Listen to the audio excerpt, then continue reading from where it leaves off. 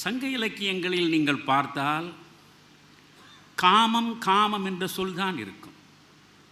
காதல் என்ற சொல்லை நீங்கள் பரவலாக காண முடியாது. சங்கப்பாடல்கள், தனிப்பாடல்கள் 2381 பாடல்கள் இருக்கின்றன. இந்த 2381 பாடல்களில் 1862 பாடல்கள் காதல் சார்ந்த பாடல்கள். கடவுளை காண்பதற்கே காதல்தான் வழி. காதலின் மூலமாகத்தான் நீங்கள் கடவுளை காண முடியும். 5000 ஆண்டுகளுக்கு முன்னாலேயே காதல் பாடல்கள் பாடப்பட்டிருக்கின்றன. ஏறக்குறைய கிமு 1300 என்றால் இப்பொழுது 3300 ஆண்டுகளுக்கு முன்னால் எகிப்தில் பாடப்பட்ட காதல் பாடல்களில் 55 பாடல்கள் கிடைத்திருக்கின்றன. எப்பொழுது? 3300 ஆண்டுகளுக்கு முன்னாலேயே எகிப்தில் காதல் கொண்டாடப்படுகிறதா என்பதை பார்க்க வேண்டும். எனவே நீங்கள் முதல் தொடக்க காலம் தொற்று நீங்கள் காதல் வரலாற்றை பார்த்தால் காதல் பல சாம்ராஜ்யங்களை சிதைத்திருக்கிறது. தமிழ் காதலுக்கும் எகிப்திய காதலுக்கும் கிரேக்க காதலுக்கும் ரோம காதலுக்கும் இடையே இருக்கக்கூடிய இடைவெளியை நீங்கள் தெளிவாக புரிந்து கொண்டால்தான் இந்த காதலை எப்படி நாம் தூய்க்க வேண்டும் என்பதை இன்றைய இளைஞர்கள் அறிய முடியும். இந்த உரையை கேட்பதற்கு முன்பாக முதல் முறையாக நமது தமிழருவி சிந்தனை களஞ்சியம் சேனலை காண்பவர்கள் சப்ஸ்கிரைப் செய்யுங்கள். மறக்காமல் அருகில் உள்ள பெல் பட்டனை அழுத்துங்கள். அப்பொழுதுதான் இந்த சேனலில் நாங்கள் பதிவேற்றம் செய்யும் ஒவ்வொரு காணொளிகளும் உடனுக்குடன் உங்கள் பார்வைக்கு வரும். நன்றி.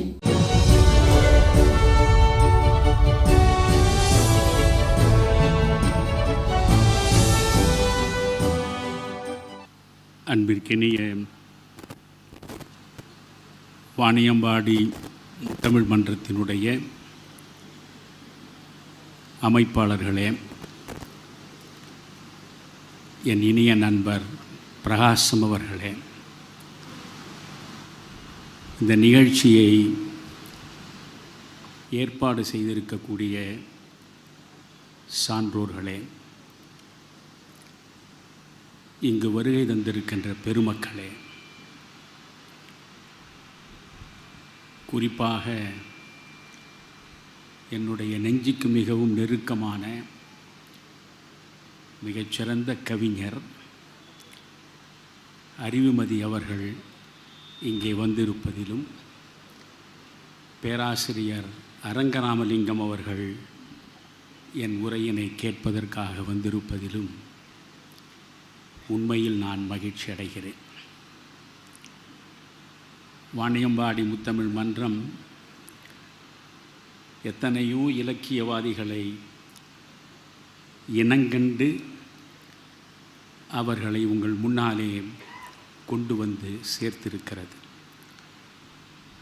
30வது ஆண்டில் இந்த வாணியம்பாடி முத்தமிழ் மன்றத்தின் சார்பில் கவிஞர் திருமதி வாசுகி அவர்களுடைய முதல் அரங்கேற்றத்தை இங்கே நிகழ்த்தி அவர்களுக்கு இலக்கிய வாசலை திறந்து வைத்திருக்கிறது. உண்மையிலேயே திருமதி வாசுகி அவர்கள் பேசிய பேச்சினை நான் ஆர்வத்துடன் செவிமடுத்தேன். ஒரு பேச்சு எப்படி இருக்க வேண்டும் என்பதை 2000 ஆண்டுகளுக்கு முன்னால் பேசுவதற்கென்றே பிறந்த சிசரோ சொல்கிறார். கிரேக்கத்தில் டெமாஸ்தனீஸும் ரோமாபுரியில் சிசரோவும் ஈடு இணையற்ற பேச்சாளர்களாக திகழ்ந்தார்கள். இன்று வரை உலகம் அவர்களை பற்றி பேசிக்கொண்டிருக்கிறது. ஒரு நல்ல பேச்சு எப்படி அமைய வேண்டும்? முதலில் இன்வென்ஷன் என்கிறார். டி ஆரட்டோரியோ என்கிற அவனுடைய நூல் 2000 ஆண்டுகளுக்கு முன்னால் சிசரோ எழுதிய நூலில் ஒரு மிகச்சிறந்த பேச்சாளனாக பரிணமித்த அவன் சொல்கிறான், ஒரு பேச்சு எப்படி அமைய வேண்டும்? முதலில் இன்வென்ஷன். புதிதாய் கருத்துக்கள் பரிமாறப்பட வேண்டும். செவியிருப்போர் கேட்பாராக என்று பைபிளில் கர்த்தர் சொல்லுவார். ஆழ்ந்து யோசிக்க வேண்டிய வரி அது. நம் அனைவருக்கும் செவி இருக்கிறது. ஆனால் கர்த்தர் சொல்கிறார், செவி இருப்போர் கேட்பாராக என்றால் என்ன பொருள்? மிகச்சிறந்த சிந்தனைகள் எந்த இடத்தில் எவர் மூலம் கொண்டு வந்து சேர்க்கப்படுகிறதோ அந்த இடத்தில் ஆர்வத்தோடு வந்து நின்று தங்கள் செவிமடல்களை திறந்து கொண்டு கேட்கிறார்களே, அவர்கள் மட்டும்தான் செவி இருப்பவர்கள். அவர்களுக்காகத்தான் நான் பேசுகிறேன். எனவே அவர்கள் கேட்கட்டும் என்கிறார் கர்த்தர். இங்கே சிசரோ சொல்வது முதலில் புதிதாய் கருத்துக்கள் ஊற வேண்டும். புதிதாய் மக்களின் சிந்தனைக்கு நீங்கள் விருந்தை கொண்டு வந்து சேர்க்க வேண்டும். இன்வென்ஷன், அது பேச்சினுடைய ஒரு மிகச்சிறந்த பேச்சினுடைய முதல் இலக்கணம். அதற்கு பிறகு அரேஞ்ச்மெண்ட் என்கிறான் சிசரோ. அரேஞ்ச்மெண்ட் என்பது வைப்பு முறை. முதலில் எதை சொல்வது, பிறகு எதை சொல்வது, அடுத்தடுத்து எதை சொல்லிக்கொண்டே போவது என்று முதலில் ஒரு வைப்பு முறையை உருவாக்கி கொள்ள வேண்டும். இன்வென்ஷன், இரண்டாவதாக அரேஞ்ச்மெண்ட், மூன்றாவதாக சிசரோ சொல்வது ஸ்டைல், நடை. ஒருவர் பேசுவது போலவே இன்னொருவர் பேசக்கூடாது. போல செய்தல் என்பது அவ்வளவு சிறப்பானது அல்ல. அறிவுமதி என்றால் அறிவுமதிக்கென்று ஒரு நடை. காதலை பற்றி பேசுவதென்றால் வள்ளுவன் காலம் தொட்டு அறிவுமதி காலம் வரை காதல் பேசப்படுகிறது. ஆனால் ஒவ்வொருவருக்கும் ஒரு நடை இருக்க வேண்டும். அந்த நடைதான் அவர்களுடைய எழுத்தை வாழ வைக்கும். அதனால் முதலில் இன்வென்ஷன், இரண்டாவது அரேஞ்ச்மெண்ட், மூன்றாவது ஸ்டைல், நான்காவது மெமரி, நினைவாற்றல். நினைவாற்றல் இல்லை என்றால் பேச்சு வராது. அந்த பேச்சு மிகப்பெரிய அளவுக்கு சென்றும் சேராது. எனவே நிறைய கற்க வேண்டும். கற்றவற்றையெல்லாம் உள்ளுக்குள் கொண்டு வந்து வைக்க வேண்டும். வைத்தவற்றையெல்லாம் நீங்கள் உரிய இடத்தில் கடைபரப்ப வேண்டும். அதனால் அவரவருக்கென்று ஒரு நடை. மிக புகழ்பெற்ற பேச்சாளர், அவருடைய பேச்சை எல்லோரும் ரசிக்கிறார்கள் என்பதற்காக அவரை போல் பேசலாகாது. எனவே ஸ்டைல். அதற்கடுத்து மெமரி என்றேன். கடைசியாக அவன் சொல்வது ஐந்தாவது மிக முக்கியமானது டெலிவரி. டெலிவரி, நீங்கள் சொல்லும் விதம்தான் உங்களை மக்களிடம் கொண்டு போய் சேர்க்கும். இவனாவது ஒரு மிகச்சிறந்த பேச்சு எப்படி அமைய வேண்டும் என்பதற்கு invention, arrangement, style, memory, delivery என்று ஐந்தாக இலக்கணம் வகுக்கிறார். ஆனால் இவனே வியந்து பாராட்டியவன் தான் டெமாஸ்தனிஸ், கிரேக்கத்தின் மிக புகழ்பெற்ற பேச்சாளன். அந்த டெமாஸ்தனிஸ் சொல்கிறான், ஒரு மிகச்சிறந்த பேச்சுக்கு 3 தேவை என்கிறார். என்ன அந்த 3 என்றால், முதலில் டெலிவரி, இரண்டாவது டெலிவரி, மூன்றாவது டெலிவரி. Delivery is important. நீங்கள் சொல்லும் விதம் என்பதுதான் உங்களை நோக்கி மக்களை ஈர்க்கும். எனவே இந்த இலக்கணங்களுக்கு உட்பட்டு திருமதி வாசுகி அவர்கள் முதன்முறையாக இங்கே ஒரு அரங்கேற்ற பேச்சை நிகழ்த்தியதற்காக உண்மையில் அவரை நான் பாராட்டுகிறேன். நண்பர்களே, காதல் செய்வீர் உலகத்தீரே என்று 75வது வயதை தொட்டிருக்கிற நான் பேசுவதற்கு ஒரு தலைப்பை நண்பர் பிரகாசம் அவர்கள் வழங்கி இருக்கிறார். பாரதி தான் எனக்கு ஆதர்சம். நான் அடிக்கடி சொல்லுவேன், எனக்கு 2 கண்கள். இலக்கியத்தில் பாரதி, ஆன்மீகத்தில் விவேகானந்தர். இந்த இருவர் தான் என் வாழ்வின் ஆதர்ச புருஷர்கள். அந்த பாரதி தான் சொல்கிறான், காதலினால் மானுடர்க்கு கலவி உண்டாம், கலவியினால் மானுடர்க்கு கவலை தீரும், காதலினால் மானுடர்க்கு கவிதை உண்டாம், கானமுண்டாம் சிற்பமுதற் கலைகள் உண்டாம், ஆதலினால் காதல் செய்வீர் உலகத்தீரே, அஃதன்றோ இவ்வுலகத் தலைமை இன்பம், காதலினால் சாகாமல் இருத்தல் கூடும், கவலை தீரும், காதலினால் மரணம் பொய்யாம் என்கிறான் பாரதி. இந்த காதலை பற்றி ஒரு மணி நேரத்தில் முழுமையாக உங்களிடம் சொல்லிவிட இயலாது. இருந்தாலும் 1 மணி நேரத்திற்குள் சொல்ல வேண்டியதை சொல்ல நான் முற்படுகிறேன். நண்பர்களே, காதல் என்கிற சொல் எவ்வளவு சுருக்கமானது. ஒரு சின்னஞ்சிறிய சொல், 2 எழுத்தில் முடிந்து விடுகிற, காதல் என்று 3 எழுத்தில் முடிந்து விடுகிற ஒரு சொல். பண்டைய காலம் தொட்டு புழக்கத்தில் வந்து சேர்ந்த எந்த சொல்லாக இருந்தாலும் அந்த சொல் மிகச்சிறிய சொல்லாகத்தான் இருக்கும்.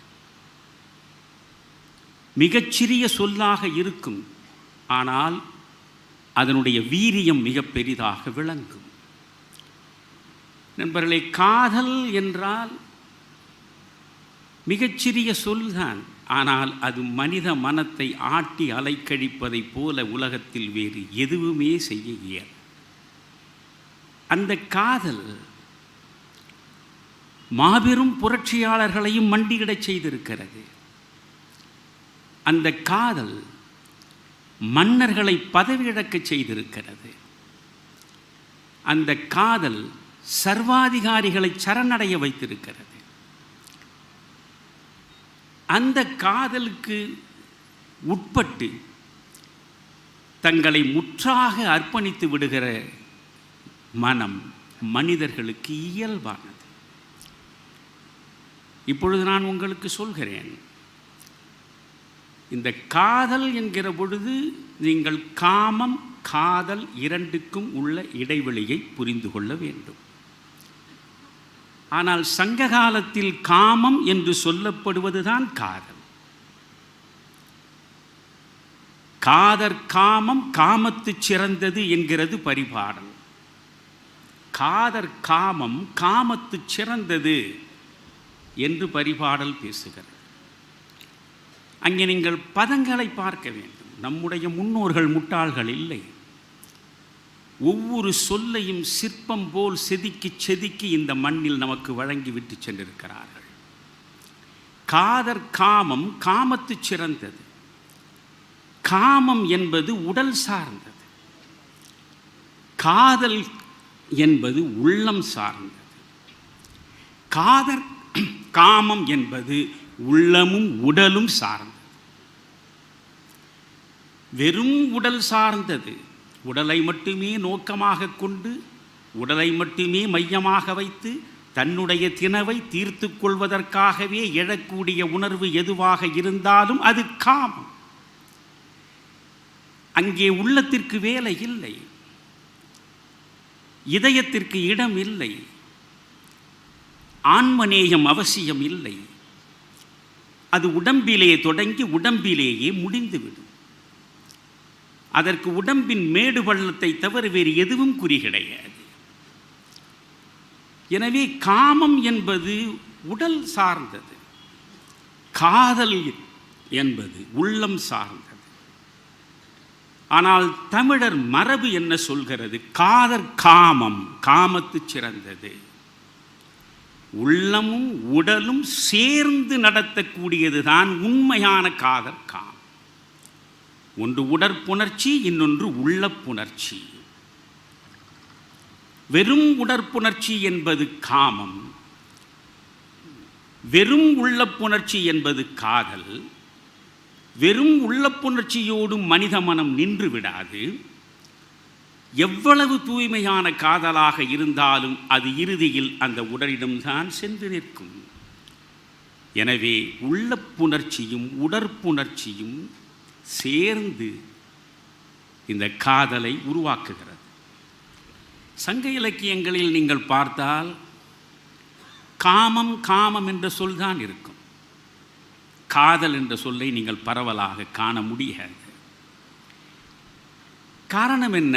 காமம் என்பது அப்பொழுது காதலாக தோன்றியது. நீங்கள் 2381 சங்க பாடல்கள் இருக்கின்றன தமிழில். நாம் ஒன்றையும் திரும்பி பார்ப்பதில்லை, அது வேறு. சங்க பாடல்கள், தனிப்பாடல்கள் 2381 பாடல்கள் இருக்கின்றன. இந்த 2381 பாடல்களில் 1862 பாடல்கள் காதல் சார்ந்த பாடல்கள்.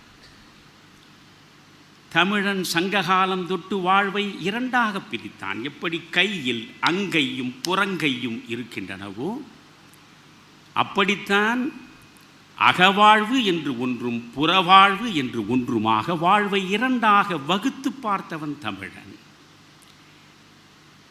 இப்பொழுது நீங்கள் யோசித்து பாருங்கள்.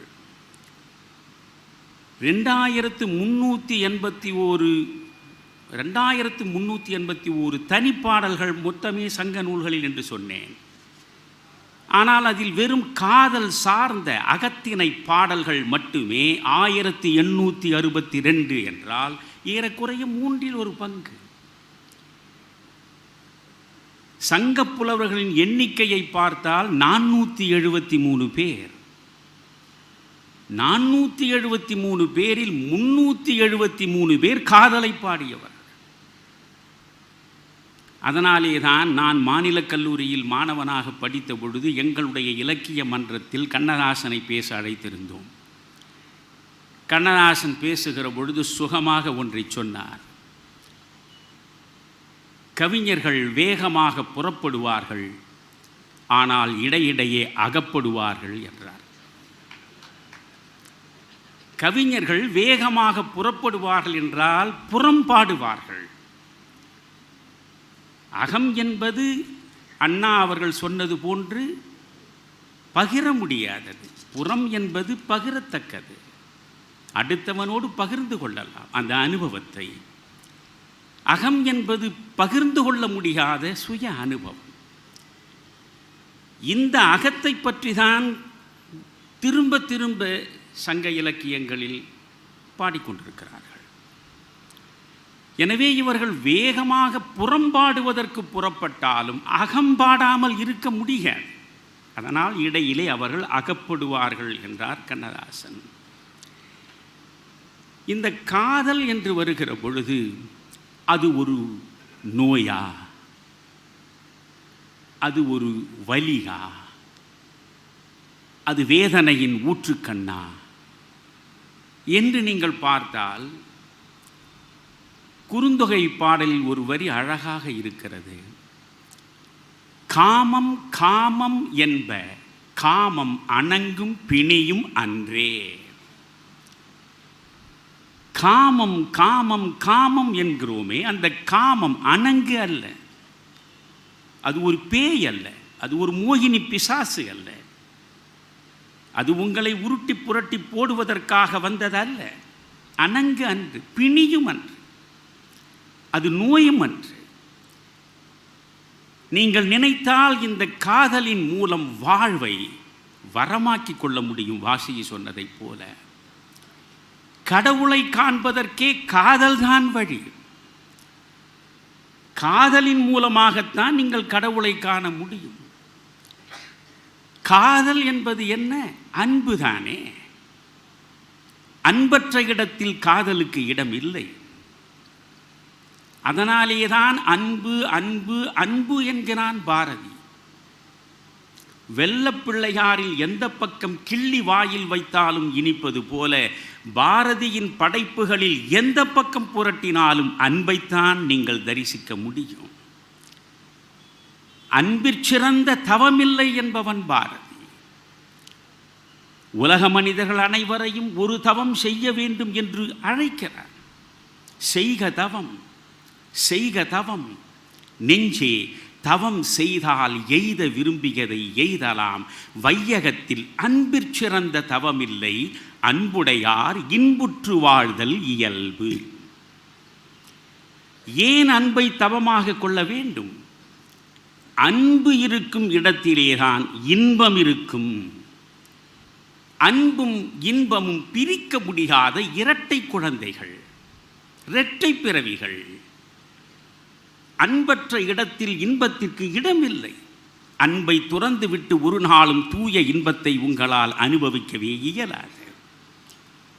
அதனால் மானுட சமூகம் அன்பை செய்வதையே ஒரு தொழிலாக்கிக் கொள்ள வேண்டும் என்று உலகத்திலேயே சொன்ன ஒரே கவிஞன் பாரதிதான். பாடுபடல் வேண்டா, ஊன் உடலை வருத்தாதீர், உணவு இயற்கை கொடுக்கும், உமக்கு தொழில் இங்கே அன்பு செய்தல் கண்டீர். பாடுபடாதே, உடம்பை வருத்தாதே. உலகத்தில் எத்தனை மனிதர்கள் உண்டோ அத்தனை மனிதர்களுக்கும் ஏற்ற உணவு தரப்பட்டிருக்கிறது இயற்கையால். இயற்கை தந்த உணவை நீ உண்டு பசியாறு. ஆனால் நீ என்ன செய்ய வேண்டும்? ஒரு தொழில் செய்ய வேண்டும். அது என்ன தொழில்? அன்பை தொழிலாக கொள்ளுங்கள். வள்ளுவன் எவ்வளவு அழகாக சொல்கிறார். அன்பின் வழியது உயிர்நிலை, அத்திலார் என்புதோல் போர்த்த உடம்பு.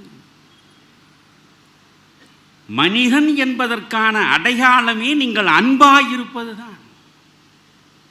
அன்பற்றவர்களாக நீங்கள் இருந்தால் வெறும் எலும்பு கூடுதான். எனவே நம் உயிரை இயக்கக்கூடியது எது? அன்புதான். அந்த அன்புதான் காதலாகிறது. ஒரு ஆணுக்கும் பெண்ணுக்கும் இடையே அது காதலாகிறது.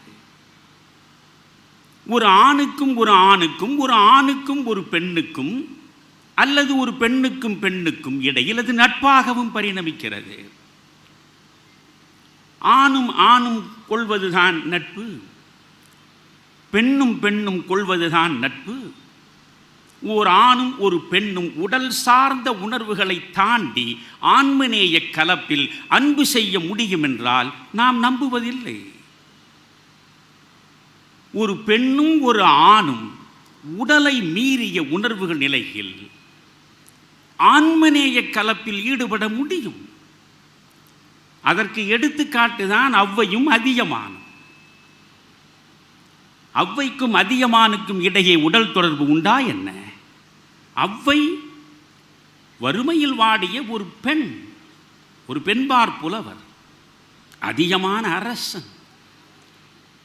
அரசனாகிய அதியமான் என்கிற ஆணுக்கும் ஒரு பெண்பார் புலவருக்கும் இடையே ஏற்பட்ட அன்பின் ஆழத்தை நீங்கள் புறநானூற்றை புரட்டி பார்க்க வேண்டும். புறநானூறில் 400 பாடல்கள், அதில் 267 பாடல் எண், 268 பாடல் எண் இரண்டும் இன்று இல்லை.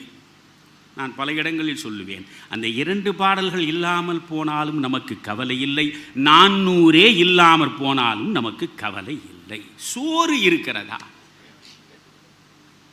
தமிழை படித்தால் சோறு கிடைக்குமா கேட்கிறான். நண்பர்களே, ஒவ்வொரு உயிருக்கும் தேவைகள் 3 தான்.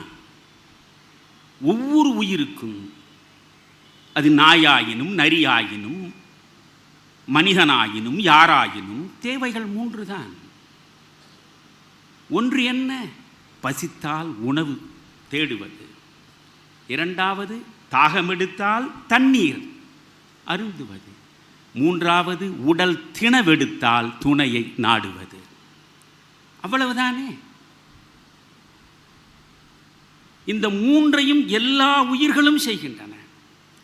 நாயும் பசித்தால் உணவை தேடுகிறது, தாகம் வந்தால் தண்ணீரை குடிக்கிறது, திணவெடுத்தால் இனத்தோடு இணைகிறது. இந்த 3ஐத்தான் நீயும் நானும் செய்வோம் என்றால் எந்த வகையில் நாம் மாண்புமிக்க மானுடர்களாக இந்த மண்ணில் வலம் வர முடியும்? மனிதன் என்றால் என்ன? மேக்சிம் கார்கி சொல்வான், மனிதன், ஓ எத்தனை மகா மந்திர சொல் என்கிறான். மகா மந்திர சொல். அரிது அரிது மானிடராய் பிறத்தல் அரிது என்றல்லவா அவை பேசுகிறாள். எனவே இந்த அன்பு நட்பாகவும் பரிணமிக்கும், அன்பு கடவுளிடமும் கொண்டு போய் சேர்க்கும், அன்பு ஆணுக்கும் பெண்ணுக்கும் இடையில் காதலையும் வளர்த்து காட்டும். சங்க இலக்கியங்களை நீங்கள் புரட்டினால் அங்கே நீங்கள் காண்பது அனைத்துமே மானிடக் காதல். மானிடக் காதல் மறந்து விடாதீர்கள். தெய்வத்தை பற்றியே பேசி பேசி புலம்பக்கூடிய நிலை பெரும்பாலும் சங்க இலக்கியங்களில் இருக்காது. அது மானிடக் காதல். அதற்கு பிறகு நீங்கள் 7ஆம் நூற்றாண்டிலே தான் நாயன்மார்களும் ஆழ்வார்களும் தோன்றி நெஞ்சம் உருகி உருகி இறைவன் மீது அன்பு செலுத்தியது. அது கடவுட்காதலாக மாறியது. இந்த மானிடக் காதல், அதற்கு பிறகு பரிணாமம் பெற்ற கடவுட்காதல், இவற்றுக்கும் அப்பால் ஒரு நாட்டை நேசிப்பதை காதலாக்கி காட்டியவன் பாரதி. நாட்டுக்காதல். அதனாலேதான் வந்தே மாதரம் என்போம், எங்கள் மாநில தாயை வணங்குதும் என்போம் என்று தொடங்குகிறார். எனவே காதல் என்கிற பொழுது நீங்கள் ஒரு குறுகிய இடத்திலேயே நின்றுவிட வேண்டாம். ஆனால் இந்த காதல் குறித்து நீங்கள் பார்க்கிற பொழுது தமிழ் எதை சொல்கிறது என்பதுதான் முக்கியம். இன்றைக்கு உள்ள இளைஞனுக்கு இது போய் சேர வேண்டும் என்றுதான் நான் இந்த தலைப்பு குறித்து யோசிக்கிறேன். எத்தனை பாலியல் பிறழ்வுகள், எத்தனை பாலியல் கொலைகள், பாலியல் பிறழ்வுகள் சார்ந்த செய்திகள் இல்லாமல் ஒரு நாளையாவது நீங்கள் கடந்து போக முடிகிறதா? செய்தித்தாளை புரட்டினால் இன்றைக்கு மிக முக்கியமாக இருப்பது இதுதான். காரணம் என்ன? நுகர்வு கலாச்சாரம், கன்சியூமரிஸ்ட் கல்ச்சர். இது வெறியாகிவிட்டது. நுகர்வு தவறல்ல, ஆனால் நுகர்வே வெறியாகிவிடக்கூடாது. இன்றைய இளைஞன் அப்படித்தான் ஆகிவிட்டான். அவன் செய்வது காதல் இல்லை. இன்றைக்கு நீங்கள் எங்கோ அரிதினும் அரிதாய் அபூர்வமாகத்தான் உடலை மீறிய உணர்வு நிலைக்கு உட்பட்டு இருதயத்தின் மூலம் இணைப்பை தேடிக்கொள்ளுகிற காதலை காண முடிகிறது. மற்ற அனைத்துமே உடல் சார்ந்து உருக்குலைந்து போகக்கூடிய காமுகர்களைத்தான் இன்றைய உலகத்தில் இளைஞர்களிடம் நான் பார்க்கிறேன். இதை சொல்வதில் எனக்கு ஒன்றும் அச்சம் இல்லை. காதல் பற்றிய புரிதலே இல்லை. நீங்கள் தமிழை நீங்கள் பார்த்தால் நான் ஒன்று சொல்கிறேன். பிரகத்தன் என்று ஒரு ஆரிய அரசன் இருந்தான். அந்த ஆரிய அரசனுக்கு தமிழினுடைய மேன்மையை, தமிழினுடைய அழகை, தமிழினுடைய வாழ்வியல் முறையை தெளிவுபடுத்த வேண்டும் என்று நினைக்கிறான் கபிலன். அந்த ஆரிய அரசனிடம் கபிலன் 261 அடிகளில் குறிஞ்சிப்பாட்டு பாடுகிறான். அந்த குறிஞ்சிப்பாட்டு என்பது முழுக்க முழுக்க காதல் சார்ந்தது. முழுக்க முழுக்க காதல் சார்ந்து அவன் தமிழின் மேன்மையை அறிவுறுத்துகிறான். அதற்கு இறையனார் அகப்பொருள் உரை அழகாக சொல்கிறது. குறிஞ்சிப்பாட்டை ஏன் அவன் பாடினான் தமிழ் தெரியாத ஆரிய அரசன் பிரகத்தனுக்கு என்றால், இந்நூல் என் நுதலிற்றோ எனின் தமிழ் நுதலியது என்கிறான். என் நுதலிற்றோ எனின் தமிழ் நுதலியது என்றால் என்ன பொருள்? தமிழ் என்றாலே காதல். காதல் நுதலியது. தமிழின் மேன்மையை நீ புரிந்து கொள்ள வேண்டும் என்றால் தமிழ் காதலை நீ புரிந்து கொள்ள வேண்டும். காதலுக்கு எவ்வளவு முக்கியத்துவத்தை தொல்காப்பியன் தொடங்கி கொடுத்திருக்கிறான் என்பதை நீங்கள் பின்னாலே திரும்பி பார்க்க வேண்டும். நீங்கள் தொல்காப்பியத்தை நீங்கள் பார்த்தால் காதலுக்காக அகத்திணையியல், களவியல், கற்பியல், பொருளியல் 4 இயல்களை வகுக்கிறான். ஆனால் காதலுக்கு புறம்பான புற வாழ்க்கையை பற்றி ஒரே ஒரு இயல், புறத்திணை இயல், அவ்வளவுதான். அப்படி என்றால் காதல் என்பது இந்த மண்ணில் மிக முக்கியமானது. அந்த காதல் சார்ந்த வாழ்வை எப்படி அமைத்துக் கொள்வது என்பதுதான் முக்கியம். நீங்கள் பார்த்தால் திணை என்றால் ஒழுக்கம். அன்பின் 5 என்றுதான் இலக்கியம் பேசும். அன்பு வயப்பட்டு இரண்டு இதயங்கள் இணையக்கூடியதைத்தான் அது அன்பின் ஐந்திணையாக சங்க நூல்கள் காட்டுகின்றன. மலரினும் மெல்லிது காமம், சிலர் அதன் செவ்வி தலைப்படுவர் என்றுதானே வள்ளுவனை பேசுகிறான். நான் ஏற்கனவே பல இடங்களில் சொல்லியிருக்கிறேன். வெறுமனே வள்ளுவன் அறத்துப்பாலையும் பொருட்பாலையும் மட்டுமே பாடிவிட்டு காமத்துப்பால் பாடாமல் போயிருந்தால் அது ஒரு சிறுபஞ்ச மூலம் போல், அது ஒரு திரிகடும் கருகம் போல், அது ஒரு ஏலாதி போல் வாழ்விழந்திருக்கும். காலம் முழுவதும் வாழ வேண்டும் என்பதற்காகவே காமத்துப்பால் கொடுத்தான். காமம் என்றாலே கெட்ட சொல்லாக இன்று நாம் பார்க்கிறோம். அதனால் காமத்துப்பாலை கூட தமிழறிஞர்கள் சிலர் இன்பத்துப்பால் என்று மாற்றினார்கள். ஆனால் உள்ளே அவன் காமம் காமம் என்றுதான் பேசுகிறான். அங்கே காமம் என்பது ஒரு உயர்ந்த அன்பின் பிணைப்பு என்பதை புரிந்து கொள்ளுங்கள். காதல் என்று இன்று எதை நாம் உயர்வாக கருதுகிறோமோ அதைத்தான் அன்று காமமாக அவர்கள் பார்த்திருக்கிறார்கள். காதல் பாடல்கள் உலகம் முழுவதுமே உருப்பெற்றிருக்கின்றன. நீங்கள் பைபிளை புரட்டுங்கள், பைபிளை புரட்டி பழைய ஏற்பாடை பாருங்கள். சாலமோன் காதற் பாடல்கள் இருக்கின்றன. சாலமோன் காதற் பாடல்களில் அவன் எப்படியெல்லாம் பாடியிருக்கிறான் பார்க்க வேண்டும். அந்த பெண்ணின் கன்னித்தன்மை, செழிப்பு மிக்க ஒரு பூந்தோட்டம், அந்த தோட்டத்திற்குள் நான் நுழைய முயல்கிறேன் என்கிறான். அந்த சாலமன் 700 பெண்மக்களை திருமணம் செய்து கொண்டான். 300 பெண்மக்களை காமக்கிழத்தியராக வைத்து கொண்டான்.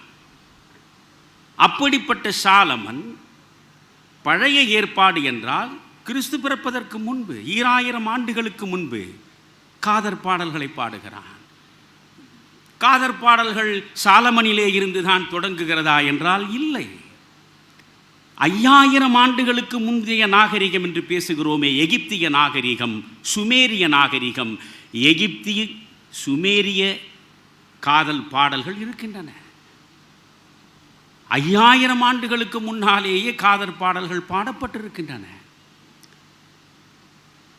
ஏறக்குறைய கிமு 1300 என்றால் இப்பொழுது 3300 ஆண்டுகளுக்கு முன்னால் எகிப்தில் பாடப்பட்ட காதல் பாடல்களில் 55 பாடல்கள் கிடைத்திருக்கின்றன. எப்பொழுது? 3300 ஆண்டுகளுக்கு முன்னாலேயே எகிப்தில் காதல் கொண்டாடப்படுகிறதா என்பதை பார்க்க வேண்டும். தமிழ் காதலுக்கும் எகிப்திய காதலுக்கும் கிரேக்க காதலுக்கும் ரோம காதலுக்கும் இடையே இருக்கக்கூடிய இடைவெளியை நீங்கள் தெளிவாக புரிந்து கொண்டால்தான் இந்த காதலை எப்படி நாம் தூய்க்க வேண்டும் என்பதை இன்றைய இளைஞர்கள் அறிய முடியும். எனவே 55 காதல் பாடல்கள் எகிப்திய பாடல்களாக இப்பொழுதும் கண்டெடுக்கப்பட்டிருக்கின்றன. 3300 ஆண்டுகளுக்கு முன்னால் அந்த பாடலிலேயே ஒரு பாடலில் ஒரு கவிஞன் என்ன சொல்கிறான் என்றால், என் இதயத்தை உன்னிடம் அடிமையாக்குகிறேன், நீ என்னை தழுவிக்கொள்வாயா என்கிறான். 3300 ஆண்டுகளுக்கு முன்பே காதல் இதயம் சார்ந்ததாக பாடப்படுகிறது. என் இதயத்தை உன்னிடம் அடிமையாக்குகிறேன், என்னை நீ தழுவிக்கொள்வாயா என்ற கேள்வியோடு முடிகிறது அந்த பாடல். அதற்கு பிறகு நீங்கள் பார்த்தால் கிரேக்கத்தில் காதல், ரோமாபுரியில் காதல், இவையெல்லாம் எப்படி இருந்தன? ஒரு எகிப்திய காதல் என்று பேசுகிற பொழுதே உங்கள் கண் முன்னால் கிளியோபாட்ரா வந்து நிற்பாள். என் கல்லூரி காலத்தில் எனக்கு பாடமாக வைக்கப்பட்டிருந்த ஆண்டனியன் கிளியோபாட்ராவை உருகி உருகி படித்திருக்கிறேன் நான். Let the Tiber melt in Rome, let the Rome melt in Tiber என்று பேசுவான் ஆண்டனி. அரசையே துச்சமாக நினைக்கக்கூடிய அளவுக்கு காதல் அவனை அலைக்கழிக்கிறது. Let the Rome melt in Tiber, டைபர் நதியில் ரோம சாம்ராஜ்யமே உதிர்ந்து போகட்டும், அழிந்து போகட்டும், கிளியோபாட்ராவின் காதல் பிடியிலே இருந்து நான் விடுபட முடியாது என்கிறான். ஆண்டனி மாபெரும் வீரன், அவன் அழிவுக்கு காரணம் கிளியோபாட்ரா. ஆண்டனியே கொண்டாடிய மாபெரும் தலைவன் ஜூலியஸ் சீசர், அந்த சீசரின் சிதைவுக்கு காரணம் கிளியோபாட்ரா. எனவே இந்த ரோம சாம்ராஜ்யத்தை கட்டி அமைத்த மாபெரும் வீரர்கள் ஜூலியஸ் சீசரும் மார்க் ஆண்டனியும் 2 பேரையுமே கிளியோபாட்ரா தன் காதல் வலையில் வீழ்த்தியதனால் ரோமாபுரியை சார்ந்த வரலாற்று ஆசிரியர்கள் அவளை முழுக்க முழுக்க ஒரு காம கிழத்தியாகவே படம் பிடித்து காட்டியிருக்கிறார்கள். ஆனால் நீங்கள் உண்மையிலேயே கிளியோபாட்ராவினுடைய ஆற்றல்களை அறிய வேண்டும் என்று நீங்கள் முயன்று பார்த்தால் அவளுக்கு ஏராளமான மொழிகள் தெரியும். அவள் எப்படியெல்லாம் மனிதர்களை ஆட்டி படைப்பது என்கின்ற ரகசியம் அறிந்தவள், ஆளுமை மிக்கவள், ஆட்சி இலக்கணம் புரிந்தவள். எனவே கிளியோபாட்ராவினுடைய மிக முக்கியமான நல்ல பகுதிகளை எல்லாம் மறைத்துவிட்டு அவளை ஒரு கொடூரமான காமத்தை மட்டுமே வைத்து ஆண்களை சீரழித்து சிதைத்தவளாகவே ரோம வரலாறு சித்தரித்து காட்டுகிறது. இதே ரோமை நீங்கள் பார்த்தால், இப்பொழுது கிரேக்கம் என்றாலும் ரோம் என்றாலும் பெண்களை அவர்கள் வெறும் போகப் பொருள்களாக மட்டும்தான் பார்த்தார்கள். Consumer product. நான் அனுபவிக்கக்கூடிய பல்வேறு பொருள்களில் பெண்ணும் ஒருத்தி, அதற்கு மேல் எதுவும் கிடையாது, போகப் பொருளாகத்தான் பார்த்தார்கள். நான் டெமாஸ்தனிஸை பற்றி சொன்னேன், மிக புகழ்பெற்ற பேச்சாளன் என்று. கிரேக்கத்தின் ஈடு இணையற்ற பேச்சாளன் டெமாஸ்தனிஸ். அவன் ஒரு இடத்தில் பதிவு செய்கிறான், இளைஞனுக்கு சொல்கிறான் அவன், இளைஞனே, உன் குடும்பத்தை பராமரிப்பதற்கும் உனக்கு குழந்தைகளை பெற்றுக் கொடுப்பதற்கும் ஒருத்தியை மனைவியாக்கிக் கொள். நீ காதல் செய்வதற்காக அழகான ஒரு பெண்ணை தேடி அவளை வைத்துக்கொள். உன் காமத்தை தீர்த்து கொள்வதற்காக உன் வீட்டிலே இருக்கிற பணிப்பெண்களை பயன்படுத்திக் கொள். இதுதான் கிரேக்க வரலாறு. தமிழ் காதல் இப்படியா என்றால் நீங்கள் யோசிக்க வேண்டும். வரைமுறையற்ற காமம் வழிந்தோடிய இடம்தான் கிரேக்கம். அங்கே பெண் ஒரு போகப்பொருள். பிளாட்டோவுக்கு இணையான தத்துவ ஞானி இல்லை என்பார்கள். மேலை நாடுகளில் தத்துவத்தினுடைய வாசற்கதவை முதலாக அகலமாக திறந்து வைத்தவன் பிளாட்டோ தான். பிளாட்டோ இல்லை என்றால் சாக்ரட்டிஸை பற்றி நாம் அறியவே முடியாது. ஆனால் அந்த பிளாட்டோ சொல்கிறான் ஒரு இடத்தில், ஒரு காட்டுமிராண்டியாக பிறப்பதற்கு பதிலாக நான் கிரேக்கனாக பிறந்ததற்கு கடவுளுக்கு நன்றி செலுத்துகிறேன். சாக்ரட்டிஸ் என்கின்ற மகத்தான ஆசான் வாழுகிற நேரத்தில் நானும் வாழக்கூடிய வாய்ப்பை பெற்றேனே, அதற்காக கடவுளுக்கு நன்றி செலுத்துகிறேன். அதே நேரத்தில் ஒரு பெண்ணாக பிறக்காமல் ஆணாக பிறந்தேனே, அதற்காக நான் கடவுளுக்கு நன்றி செலுத்துகிறேன் என்கிறார். ஆனால் இங்கே திருவிகா எப்படி சொல்கிறார் என்பதை பார்க்க வேண்டும். ஒரு ஆண் அடையாத இறைமை தன்மையை பெண் அடைவாள். நினைத்தாலும் ஆண் இறைமையை அடைய முடியாது. ஒரு பெண் எப்படி? முதலில் அவள் பெண்ணாக இருக்கிறாள். பெண்மை. திருமணம் முடிந்து அவள் ஒரு கருவை சுமக்கிற நிலையில் அவள் தாய்மை அடைகிறாள். கருவை சுமந்து அதை வெளிப்படுத்திய நிலையில் அவள் தெய்வமாகி விடுகிறாள். படைப்பு கடவுள் அல்லவா? பெண்மை, தாய்மை, இறைமை என்ற 3 நிலைகள் பெண்களுக்குத்தான் உண்டு, ஆண்களுக்கு கிடையாது. அடுத்து ஒரு பிறவி இருக்குமானால் ஆணாக பிறக்க நான் விரும்பவில்லை, பெண்ணாக பிறக்கவே நான் விரும்புகிறேன் என்று பேசக்கூடிய திருவிகாவை ஒரு பக்கம் வைத்துக் கொள்ளுங்கள்.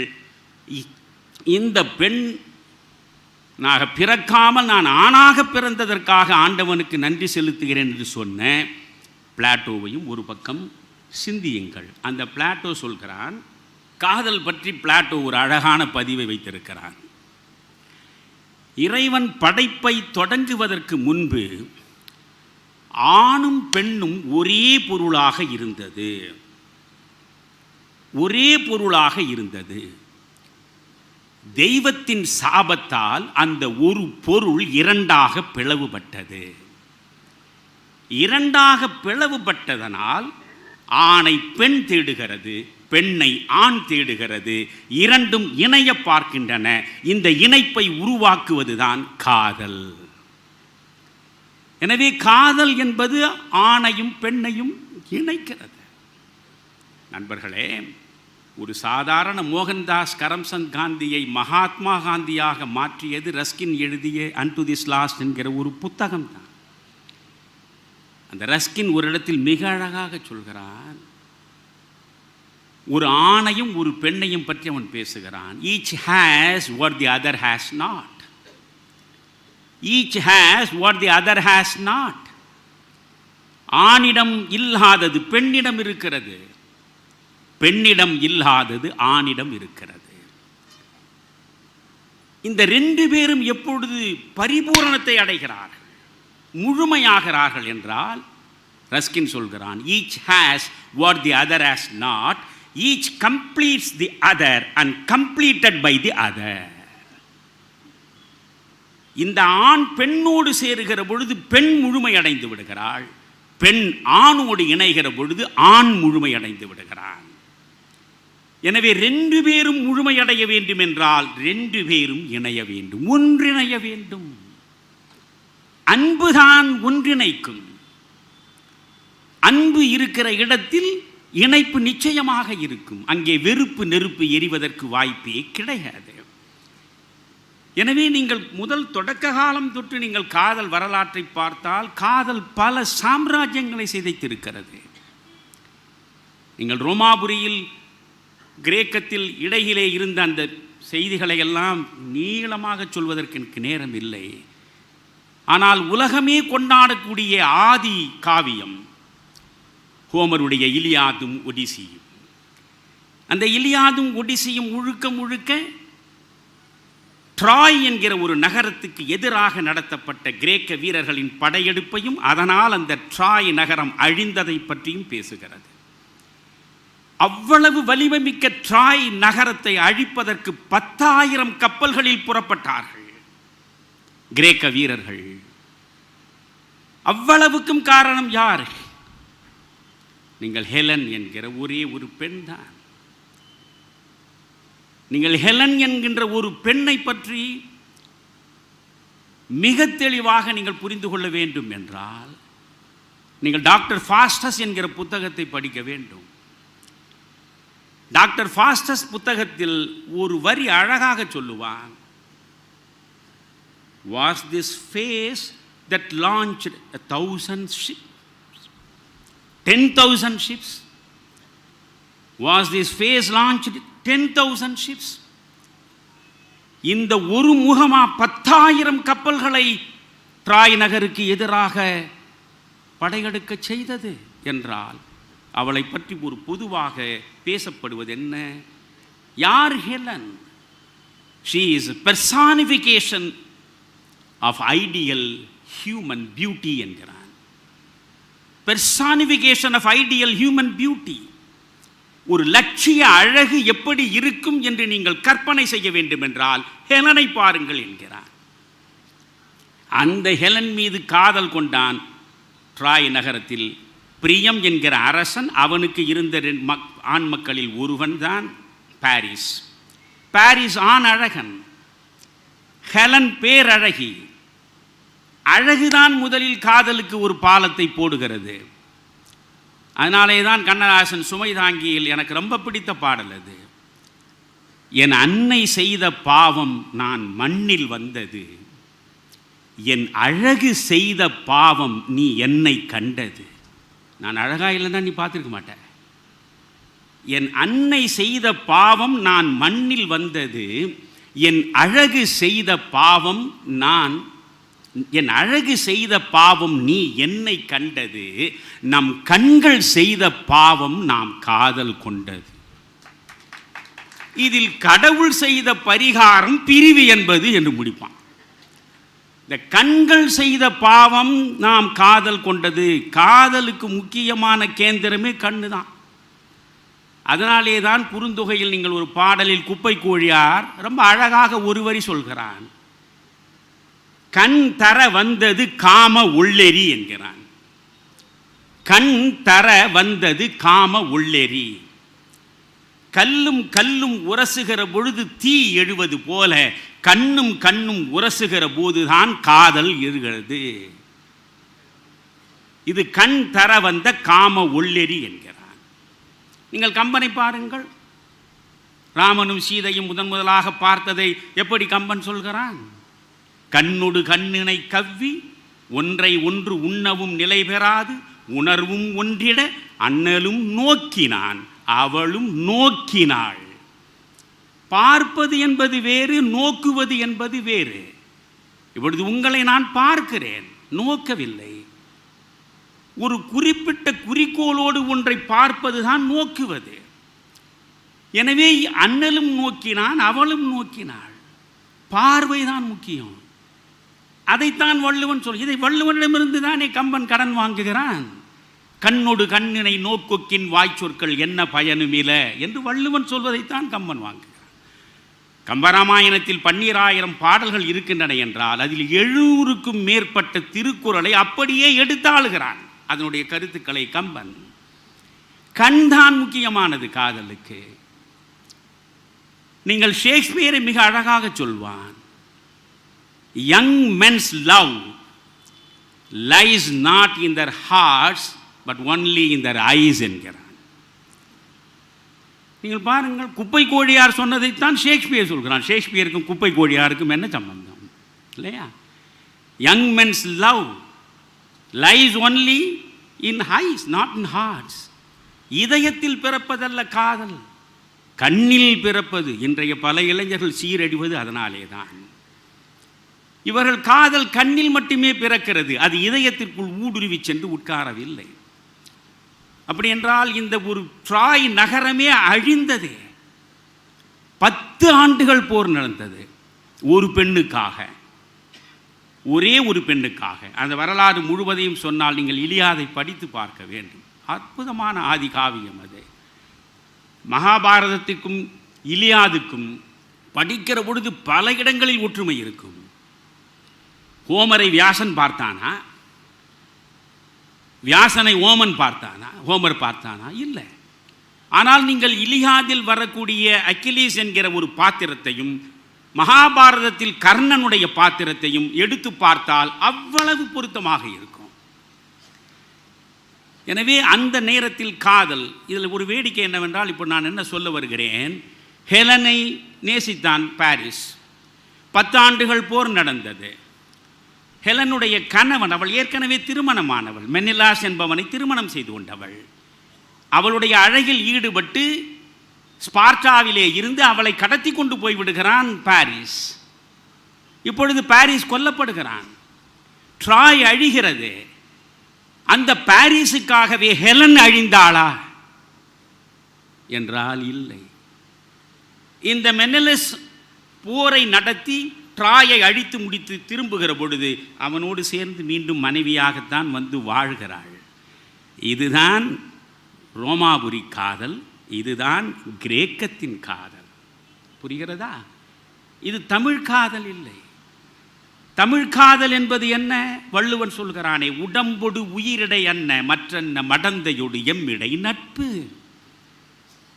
யோசிக்க யோசிக்கத்தான் உங்களுக்கு புரியும். இதில் யார் உடம்பு யார் உயிர் என்று வள்ளுவன் பேசவே இல்லை. உடம்பொடு உயிரிடை அன்ன மற்றென்ன மடந்தையொடு எம்மிடை நட்பு. உடம்பும் உயிரும் ஒன்றாக கலந்துவிட்டன. அப்படி கலந்ததுதான் தமிழ் காதல், தமிழனுடைய காதல். இந்த காதலை நீங்கள் தனியாக பிரிக்க முடியாது. உயிர் பிரிந்தால் உடம்புக்கு என்ன பயன்? உடம்பு இல்லை என்றால் உயிர் எப்படி உலவும்? உயிரும் உடம்புமாய் வாழுகிற வாழ்க்கை தான் இந்த மண்ணுக்கு உரியது. ஆனால் இந்த மண்ணுக்கு உரிய இந்த காதல் இப்பொழுது இழிந்து விட்டது. அது எந்த அளவுக்கு போய்விட்டது என்பதை நேரம் இருந்தால் நான் சொல்கிறேன். இப்பொழுது நீங்கள் கிரேக்க ரோமாபுரி காதல் என்று பார்த்தால் அது உடல் சார்ந்தது தான். உடற்புணர்ச்சி என்பதை விட உள்ளப்புணர்ச்சிக்கு முக்கியத்துவம் கொடுப்பது தான் தமிழ் காதல். ஐரோப்பிய காதல் என்று எதுவாக இருந்தாலும் அது உடற்புணர்ச்சி தான். ஆனால் அதிலும் அரிதினும் அரிதாக உள்ளப்புணர்ச்சியும் இருக்கிறது. என்னை பொறுத்தவரையில் அரபு பாலைவனத்தில் இருந்த லைலா மஜ்னுவினுடைய காதலும் நீங்கள் ஷேக்ஸ்பியர் வடித்து கொடுத்திருக்கக்கூடிய அந்த ஜூலியட், ரோமியோ அண்ட் ஜூலியட் என்கிற நாடகத்தில் வரக்கூடிய காதல் பாத்திரங்களும் அற்புதமானவர்கள். எத்தனையோ காதல் நாடகங்களை நான் படித்திருக்கிறேன், எத்தனையோ காதலர்களை பற்றி நான் படித்திருக்கிறேன். ஆனால் இன்று வரையில் என்னை ஈர்த்த ஒரு ஜோடி உண்டென்றால் அது லைலா மஜ்னு தான். நீங்கள் உடம்பொடு உயிரிடை என்ன மற்றென்ன மடந்தையோடு எம்மிடை நட்பு என்று பேசுகிறோமே, அதுதான். மஜ்னு என்றாலே பைத்தியம். அவனுடைய பெயர் கயஸ். அவனுக்கு நன்றாக கவிதை புனைய தெரியும். சின்னஞ்சிறு பருவம் தொட்டே இருவரும் ஒன்றாக வளர்கிறார்கள். அவர்களுக்குள்ளே அன்பு ஊற்றெடுக்கிறது. அந்த அன்பு காதலாகிறது. ஆனால் இருவரும் இருவேறு பகை சார்ந்த இனக்குழுக்களாக இருக்கிறார்கள். அதுதான் பிரச்சனை. இந்த காதல் இருக்கிறது என்பதை அறிந்தவுடனே லைலாவினுடைய தந்தை அவளை வீட்டு சிறை வைத்து விடுகிறான். கயஸால் பார்க்க முடியவில்லை. கயஸ் ஒரு நாளும் அவளை பார்க்காமல் இருக்க முடியும் என்று நினைக்கவும் இல்லை. அவன் என்ன செய்கிறான்? இவையெல்லாம் நாம் செய்தால் அது லைலாவின் காதுக்கு போய் சேருமா, லைலாவை அடையுமா, அதை பற்றியே கவலை இல்லை. பறவைகளை பார்த்து பாடுகிறான். பறவைகளே, நான் வழங்கக்கூடிய இந்த காதற் பாடல்களை என்னுடைய லைலாவிடம் கொண்டு போய் சேர்த்து விடுங்கள். லைலா என்றாலே இரவு என்று பொருள். காரணம், கரிய கூந்தலும் கரிய விழிகளும் உடையவளாக அவள் இருந்தாள் என்பதனாலே தான் அவள் லைலா என்று அழைக்கப்பட்டாள். பறவைகளை பேசச் சொல்கிறான். காற்றை தூது அனுப்புகிறான். இப்படி பல்வேறு வகையில் இந்த லைலாவை எப்படியாவது சந்தித்து விடுவது என்று நினைக்கிறான். முடியவில்லை. பிறகு அவன் என்ன செய்கிறான் தெரியுமா? அந்த லைலாவினுடைய வீட்டுக்கு ஆடுகள் போகும். அப்படி போகக்கூடிய ஆடுகளை ஓட்டிச் செல்லக்கூடிய ஒரு மேய்ப்பனை அவன் பிடிக்கிறான். நான் எப்படியாவது லைலாவை பார்த்தாக வேண்டும், எனவே எனக்கு ஒரு ஆட்டுத்தோலை கொடு என்கிறான். அந்த ஆட்டுத்தோலை உடல் முழுவதும் போர்த்தி கொள்கிறான். ஆடுகள் லைலாவினுடைய தோட்டம் நோக்கி செல்லுகிற பொழுது இவனும் ஆடுகளில் ஒரு ஆடாக குனிந்து குனிந்து மேலே பார்க்கிற பொழுது வெறும் அந்த ஆட்டு தோல் மட்டுமே தெரிகிறார் போல் உள்ளே நுழைகிறான். அப்படி அவன் செல்லுகிற பொழுது தூரத்தில் ஒரு வீட்டின் மேற்புறத்தில் லைலா நிற்கிறாள். லைலாவின் முகத்தை அவன் பார்க்கவில்லை. லைலாவின் உடல் முழுவதையும் கூட அவன் பார்க்கவில்லை. லைலா உடுத்தி கொண்டிருந்த ஆடையினுடைய காலை தழுவிய கடைசி நுனியை பார்த்தான். மயங்கி விழுந்து விட்டான். அந்த நுனியை பார்த்த அடுத்த கணமே மயங்கி விழுந்து விட்டான். பிறகு அவனை அந்த ஆடுகளை மேய்த்து கொண்டு வந்தவன் இழுத்து கொண்டு சென்று விடுகிறான். அதற்கு பிறகு அவன் எந்த உடையும் உடுத்துவது கிடையாது. அந்த கம்பளி தோலை மட்டுமே தான் அவன் போர்த்தி கொண்டிருக்கிறான். ஆட்டு தோலை தவிர வேறு எதையும் அவன் அணிய தயாராக இல்லை. நண்பர்கள் சொல்கிறார்கள், வேறு ஆடை உடுத்திக்கொள், புழுதி படிந்து கிடக்கிறாயே என்று. இதைவிட அற்புதமான ஆடை உலகத்தில் எனக்கு யாராலும் கொடுக்க முடியாது என்கிறான். சாகும் வரை அந்த ஆடை தான். இதையே நீங்கள் சூஃபி தத்துவத்தோடு இணைக்கிற பொழுது இறைவனை காதலியாக கண்டவர்கள் தான் சூஃபிக்கள். எனவே இங்கே லைலா கயஸ் என்கிற இருவருடைய இதய பிணைப்பும் அவர்களுடைய காதலும் வெறும் மானிட காதலாக மட்டும் நின்றுவிடவில்லை. அதை முழுக்க முழுக்க இறைமையை காதலியாக்கி இறைமைக்காகவே கசிந்து உருகி உயிர் விடக்கூடிய அந்த உன்னத நிலையை நோக்கி சூஃபித்துவம் போகிறதே. சூஃபிக்கள் அத்துணை பேரும் கம்பளியைத்தான் போர்த்து கொண்டிருப்பார்கள். ஏன் கம்பளியை போர்த்து கொண்டிருந்தார் என்றால், இந்த கயஸ் லைலாவை பார்ப்பதற்கு அந்த கம்பளியோடு தான் போனார். இப்பொழுது அந்த லைலா கயஸை பற்றியே சொல்வதென்றால் அது ஒரு மணி நேரம் சொல்ல வேண்டியிருக்கும். நான் அங்கங்கே உங்களுக்கு தொட்டு காட்டுவதை நீங்கள் படித்து பாருங்கள் என்பதற்குத்தான். பைத்தியமாகி விடுகிறான். லைலாவும் கயஸும் ரெண்டு பேரும் உட்கார்ந்து இதை பற்றி அப்துல் ரஹ்மான் அழகாக பாடியிருக்கிறார். பல கட்டுரைகளில் அழகாக எழுதியும் இருக்கிறார். அவரே வாக்குமூலம் வழங்கி இருக்கிறார். என் இளமை காலத்தில் இதே லைலா மஜ்னுவை பற்றி நான் எழுத நினைத்திருந்தால் அது காதலர்களின் நாடகமாகத்தான் நடத்தி இருப்பேன். ஆனால் வயது முதிர்ந்த இந்த அனுபவத்தின் பிழிவாக நான் பார்க்கிற பொழுது அதை சூஃபிகளின் பார்வையிலே தான் நான் பார்க்கிறேன். லைலாவும் கயசும் சேர்ந்த அந்த இணைப்பை நான் இறைமையோடு இணைந்த இணைப்பாகத்தான் பார்க்கிறேன் என்கிறார். அந்த கயசை பற்றி சொல்லணும் அவ்வளவு சொல்லலாம். நீங்கள் 2 பேரும் உட்கார்ந்து கொண்டு எழுதுகிற பொழுது லைலா கயஸ் என்று லைலா எழுதுகிறாள். உடனே இவன் என்ன செய்கிறான்? கயஸ் என்கிற பெயரை அழித்து விடுகிறான். ஏன் கயஸ் லைலா என்ற என் பெயரை விட்டுவிட்டு உன் பெயரை அழித்தான்? லைலா என்று எழுதினாலே அதில் கயஸ் தானாகவே இருக்கிறானே. கயஸ் என்று தனியாக ஒருவன் இருக்கிறானா என்ன? அந்த 2 அற்றது என்ற நிலைதான் காதலின் உன்னதம். 2 அற்றது, ஒன்றாக நிற்பது, ஒன்றுபடுவது, ஒன்றாக நிற்பது. விவேகானந்தர் சொல்வார், ஒருமைதான் அன்பின் உன்னதம் என்பார். ஒற்றுமையிலும் மேலானது ஒருமை. என் சுய அடையாளத்தை இழக்காமல் பலரோடு சேர்ந்து நான் ஒற்றுமையை பேணலாம். என் தனித்துவத்தை, என் முகவரியை, என் முகத்தை, என் அடையாளத்தை முழுவதுமாக இழந்தால்தான் நான் ஒருமையாகவே. நதி ஓடுகிற வரையில் அது தனித்துவத்தோடும் அடையாளத்தோடும் முகவரியோடும் பெயரோடும் தான் ஓடுகிறது. ஆனால் அது கடலில் கலந்துவிட்ட அந்த கணத்திலேயே அதனுடைய அடையாளம் எங்கே? அதன் தனித்துவம் எங்கே? அதன் முகம் எங்கே? தனித்துவத்தை இழக்கிற போதுதான் ஒற்றுமையிலும் மேலான ஒருமையை நீங்கள் உருவாக்கி கொள்ள முடியும். அதனால்தான் ஒற்றுமையிலும் மேலானதாக ஒருமையை வள்ளலார் நினைத்ததனால்தான் ஒருமை உளராகி உலகியல் நடத்த வேண்டும் என்றார். இப்பொழுது நான் உங்களுக்கு சொன்னது இந்த லைலா கயஸ், இது ஒரு அற்புதமான காதல். இது அரபு பாலையில். இதில் ஒரு அழகு என்னவென்றால், அந்த லைலாவை அவனுடைய தந்தை அவனுடைய விருப்பத்திற்கு மாறாக ஒருவனுக்கு மனமுடித்து விடுகிறான். அவளுக்கு மனமாகிவிட்டது. அந்த செய்தி அறிந்த பிறகு தாழ முடியாமல் கயஸ் மலைப்பாறைகளுக்கு நடுவே மறைந்து விடுகிறான். ஆனால் இந்த லைலா இவனுக்காகவே கசிந்து கசிந்து உருகுகிறாள். இவளை கரம் பிடித்த கணவனுக்கு இவள் கயசின் மீது கொண்டிருக்கிற காதல் புரிகிறது. அவன் எவ்வளவு மேன்மையானவன். உயிர் ஒரு இடத்தில் இருக்கிற பொழுது வெறும் உடம்பை நாம் தீண்டுவது தகாது என்று அவன் அவள் பக்கமே வரவில்லை. பிறகு அவன் இறந்து விடுகிறான். அவன் இறந்த பொழுது நீங்கள் அதுவரையில் அடக்கி வைத்திருந்த கண்ணீர் முழுவதையும் கொட்டி அரற்றி அழுது புலம்புகிறாள் லைலா. ஆஹா, இவளுக்கு இந்த மறைந்த கணவன் மீது எவ்வளவு அன்பு என்று மக்கள் பார்க்கிறார்கள். அவள் அழுதது மறைந்த கணவனுக்காக அல்ல, பிரிந்த கயசுக்காக. அதற்கு பிறகு அவள் உடல் நலிவுற்றாள். நலிவுற்று இறந்து போகிறாள்.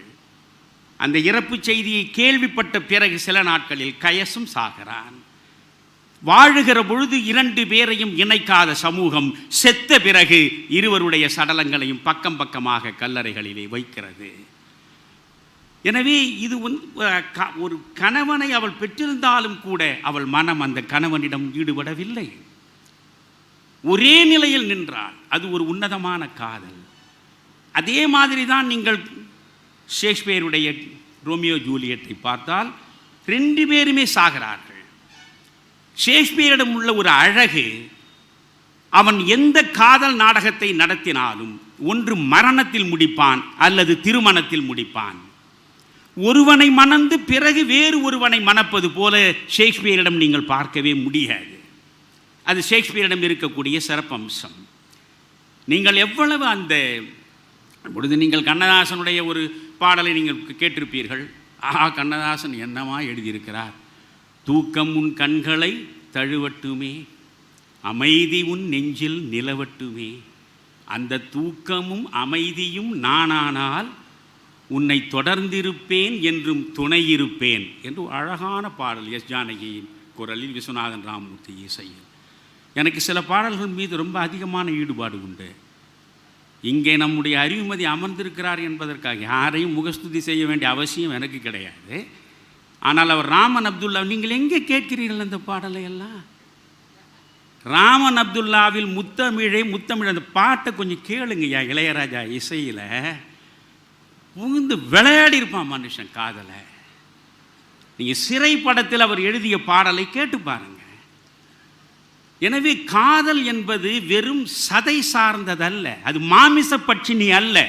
ரகுமான் பாஷையில் சொல்ல போனால் அது வெறும் மாமிச பட்சினி அல்ல, அது ஒரு உன்னத நிலை. அந்த உன்னத நிலையை உணர்ந்தால் ஒழிய ஒரு அற்புதமான பாடலை கொடுக்க முடியாது. இங்கே இவன் தூக்கம் உன் கண்களை தழுவட்டுமே, அமைதி உன் நெஞ்சில் நிலவட்டுமே, அந்த தூக்கமும் அமைதியும் நானானால் உன்னை தொடர்ந்திருப்பேன் என்றும் துணை இருப்பேன் என்று எழுதுகிறானே, இது ஷேக்ஸ்பியரிடமிருந்து கடன் வாங்கியது. முழுக்க முழுக்க அந்த காதலும் அந்த காதல் வயப்பட்ட நிலையையும் எப்படி கண்ணதாசன் எடுத்திருக்கானோ இதை அப்படியே அம்பிகாபதி பழைய M.K. தியாகராஜ பாகவதர் நடித்த படத்தை பார்த்தீங்கன்னா இளங்கோவன் மிகப்பெரிய வசனகர்த்தா என்று பாராட்டுவார்கள். கலைஞருக்கு முன்பு மிகப்பெரிய அளவுக்கு வசனத்தில் புகழ்கொடி நாட்டியவர் தான் இளங்கோவன். இதே அந்த பால்கனி காட்சி தான் ரோமியோ அண்ட் ஜூலியட்டில் மிக முக்கியமானது. இந்த இடத்தில் இதைத்தான் அப்படியே எடுத்து கையாண்டிருப்பார் நம்முடைய இளங்கோவன் கூட. அந்த கண்கள் முழுக்க அதை தான் அவன் சொல்கிறான். அவனுடைய அந்த கண்ணிலும் அவளுடைய கண்ணில் வரக்கூடிய தூக்கமாகவும் அவள் இதயத்தில் வரக்கூடிய அமைதியாகவும் நான் இருக்கக்கூடாதா? would I wear sleep and peace so sweet to rest என்று கடைசியில் முடிப்பானதை. அந்த அளவுக்கு காதலித்தவர்கள். கடைசியில் என்னாச்சு, 2 பேருமே மரணத்தை தழுவுகிறார்கள். அதனால் அந்த ஷேக்ஸ்பியருடைய ரோமியோ அண்ட் ஜூலியட்டை படித்தால் கடைசி வரி எப்படி முடியும் என்றால், இதைவிட சோக நாடகம் உலகத்தில் எதுவுமே இருக்க முடியாது என்று தான் அதை முடிப்பான். Never was a story of more woe than this of Juliet with her Romeo என்பதுதான் கடைசி வரி. இப்படி ஒரு காதல் முடிவை, ஒரு சோக முடிவை வேறு எதுவும் பார்க்க முடியாது என்று சொல்லுவான். இந்த 2 காதலர்களுக்கு இடையே தான் அந்த காதலுக்காகவே வாழ்ந்ததை பார்க்க முடிகிறது. ஆனால் மற்றபடி நீங்கள் பார்த்தால் ஒரு 2 நிமிடம் ஒவ்வொருவரை பற்றி சொல்கிறேன். இந்த காதல் எப்படியெல்லாம் யாரையெல்லாம் சீரழித்திருக்கிறது என்று.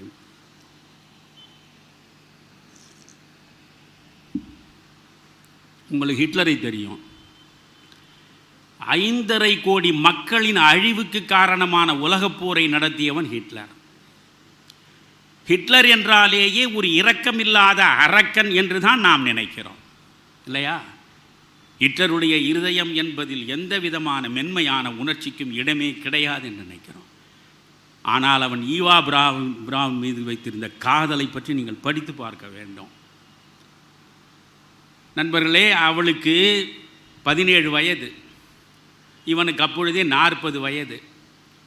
40 வயதான ஹிட்லரின் மீது இந்த 17 வயதான ஈவா பிரான் காதல் கொள்கிறாள். அவனை நெஞ்சம் முழுவதும் வைத்து நேசிக்கிறாள். அவனுக்காகவே வாழ வேண்டும் என்று நினைக்கிறாள்.